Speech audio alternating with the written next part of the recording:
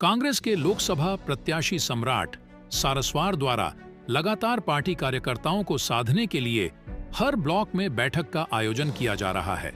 आज किरणापुर में राणा हनुमान सिहू कॉलेज के सभागृह में जिला अध्यक्ष संजय उइके, मध्य प्रदेश विधानसभा की पूर्व उपाध्यक्ष हिना कावरे द्वारा मंडल एवं सेक्टर बूथ कार्यकर्ताओं का सम्मेलन का आयोजन किया गया।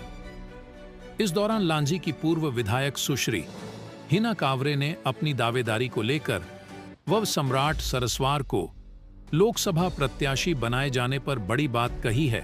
देखिए पूरी खबर।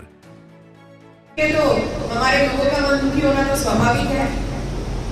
मैं इस बात को अच्छे से समझती हूँ, छुपाने वाली बात है नहीं।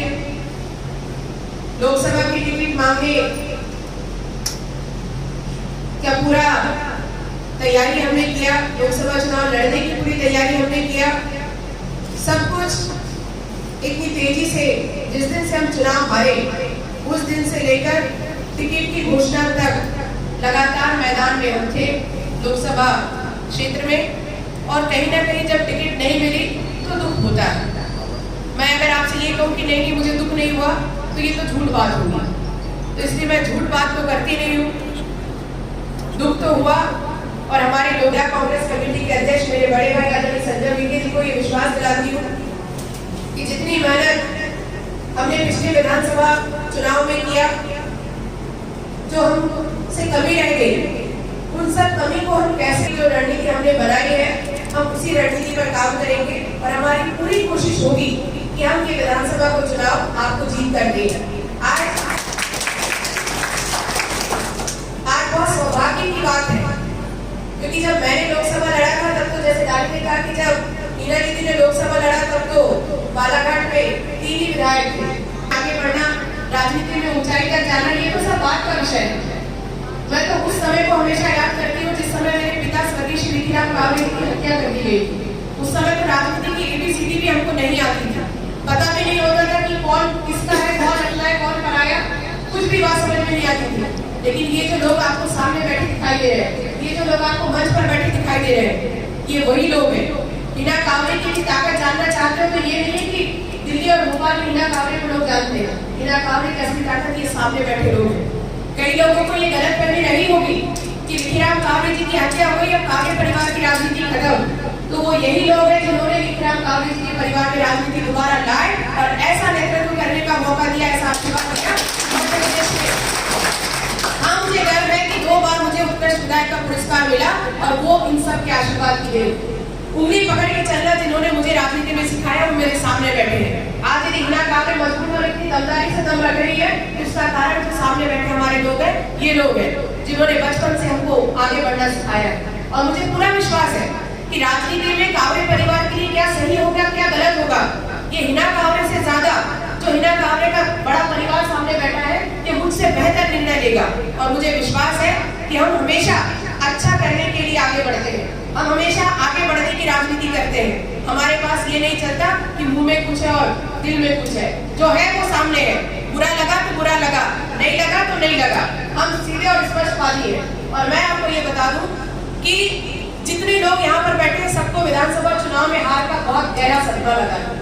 उनको कभी समझ में ही नहीं आया कि हमसे ये नुकसान कैसे हो गया, हमसे ये गलती कैसे हो गई। और मैं आपको बताती हूँ भैया, कई बार जब मैं जाती हूँ तो मुझे कहते हैं कि दीदी आप 5 दिन विधानसभा में बाहर रहे, यदि 5 दिन में से आप 4 ही दिन अपने क्षेत्र में घूम लिए होते तो आप विधायक होते। लेकिन उसके साथ ही मुझे ये भी कहते हैं कि अगर हम बड़ी राजनीति का सपना देख रहे हैं तो हमको आपको आगे ही भेजना पड़ेगा, इधर हम संभाल लेंगे। और मैं आज ये कह सकती हूँ कि पिछले चुनाव में यदि हमारे किसी भी कार्यकर्ता को एक पल के लिए भी एहसास हो जाता कि हम ये चुनाव हार सकते हैं, यदि एक बार भी किसी के मन में ये बात आ जाती कि हमारे खुद के परिवार की महिलाएं जो 1250 रुपए जो उनको खाते में आ रहे हैं उसके चलते वो कांग्रेस की जगह बीजेपी को वोट दे देंगे, तो हमारे कार्यकर्ता उसी दिन अपने खुद पर डट जाते।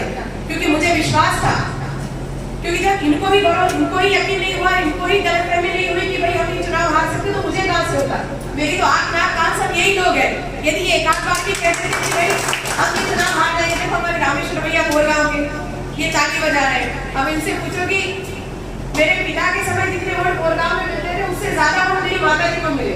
और मेरा जब नंबर आया तो इन्होंने तो मेरे माता पिता दोनों का रिकॉर्ड वोट दिया, जबकि इसमें कोई दो मत की बात नहीं है कि ऐसे बहुत सारे गांव हमारे जो बूथ कभी मेरे पिता नहीं जीते, उन बूथों को भी हमारे लोगों ने जिता कर किया है। तो ये वही लोग हैं, इसलिए मैं कह सकती हूँ कि हमारे लोगों को चूंकि उस बात का एहसास नहीं था 1% के लिए भी, तो हम ये चुनाव हारे।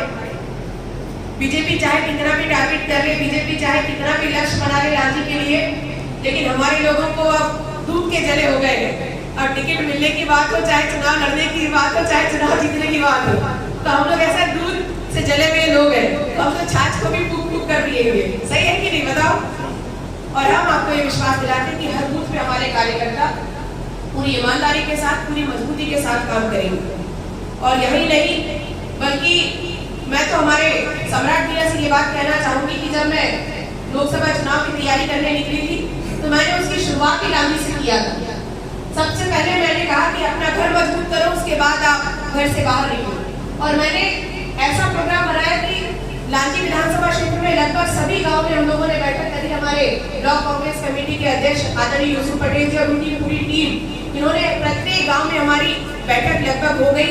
लांजी में भी हमने ऐसी बैठक की और उसके बाद हमने तय किया कि जब लांजी का पूरा घूमकर हो गया है, तो क्यों ना हम एक दिन लांजी विधानसभा घूमे और एक दिन हम दूसरी विधानसभा घूमे। लेकिन हमारे लिए बहुत ही सौभाग्य की बात है, मैं इस बात के लिए आपको बधाई देना चाहूंगी कि जिला कांग्रेस कमेटी के नेतृत्व में आप लोगों ने जो संगठन खड़ा किया है पूरे विधानसभा क्षेत्रों में, चाहे वो परसवाड़ा की बात हो, चाहे कटंगी की बात हो, बैहर में तो आप सर्वे सर्वा है ही। चुनाव बहुत बड़ा है, जब हम 8 विधानसभा और को देखते हैं, लोकसभा क्षेत्र को देखते हैं, तो हमको लगता है ये बहुत बड़ा है।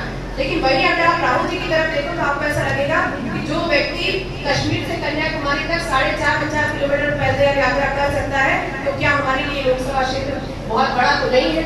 हम तो 8 विधानसभाओं की बात करते हैं और आपके पास पूरी टीम है।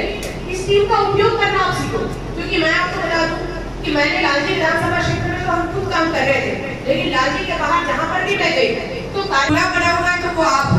अब आपको ये देखना है कि कैसे सबको साथ लेकर चलना है। और ये सारे लोग आपसे बस यही अपेक्षा करते हैं कि बराबर सबको आप उतना ही रिस्पॉन्स करो, सबको आप उतनी ताकत के साथ। योग्यता बहुत है, क्षमता बहुत है, बस आपको एक बार उनको बोलने की जरूरत है। और आज आप जिस तरीके से कार्यकर्ता सम्मेलन पूरे लोकसभा क्षेत्र में कर रहे हैं, तो निश्चित रूप से सभी कार्यकर्ताओं में ऊर्जा भरेगी। और रही बात जहाँ तक, तो मैं आज इस मंच के माध्यम से ये बात स्पष्ट कर देना चाहती हूँ, क्योंकि आपने कई बार मुझे कहा है कि हिना दीदी आपको सभी तरफ घूमना पड़ेगा, सभी तरफ जाना पड़ेगा। तो मैं आज सबके बीच में ये बात स्पष्ट करना चाहती हूँ कि सब तरफ विधानसभा क्षेत्र में हमारी बहन हिना कावरे जी के नेतृत्व में यहाँ आए हुई है। साथ ही हमारे विधायक जी संजय भैया, कोटेली जी, हमारी जिला पंचायत सदस्य दारी कावरे, मीरा सिंगरपुरे जी, हमारे बुराई मैडम, रंजीत भैया बुराई जी, हमारे पगले भैया और सभी इस क्षेत्र के हमारे कार्यकर्ता, हमारे पदाधिकारीगण, ये आप सभी को पता है कि हम लोगों का जिला पंचायत किस तरीके से बना। और आपको ये भी बता दूं, राजनीति में लाने के लिए और आने का मौका मुझे बहन हिना कावरे जी से ही मिला। और जिस तरीके से मैं अध्यक्ष भी बना, तो पूरा टाइम कंधे से कंधा लगा के हिना कावरे जी ने मुझे अध्यक्ष बनवाया, इसमें कोई शक नहीं है। उसके बाद में विधानसभा और ये और वो सब हुई, टिकट मैंने भी मांगा, हमारी बहन ने भी मांगी। मुझे आखिरी तक भरोसा नहीं हो रहा था कि टिकट मेरे को मिल जाएगी।